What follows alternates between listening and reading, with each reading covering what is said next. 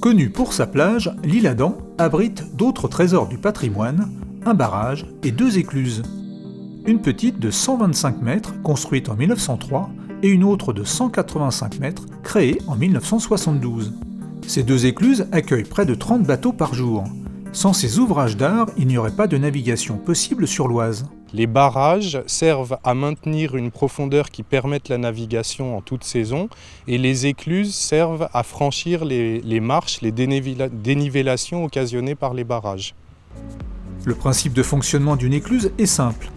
Une fois le bateau dans le sas, les portes se ferment et l'écluse se remplit ou se vide pour faire monter ou descendre le bateau.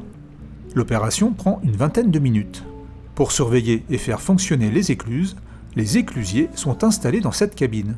Tout est en automatique, donc on a juste à le tourner et après on appuie sur un cycle. Bon, les ventelles se ferment à l'aval, les ventelles se rouvrent à l'amont et après le sas se remplit et ainsi de suite. Créé en 2007 pour un coût de 10 millions d'euros, le barrage de l'Isle-Adam est entièrement automatisé. Activé par des vérins, des clapets situés sous l'eau se soulèvent ou s'abaissent pour réguler le débit de l'Oise. Construit pour permettre la navigation des bateaux en toute saison, le barrage n'en oublie pas pour autant les poissons. Ils ont un passage aménagé spécialement pour eux.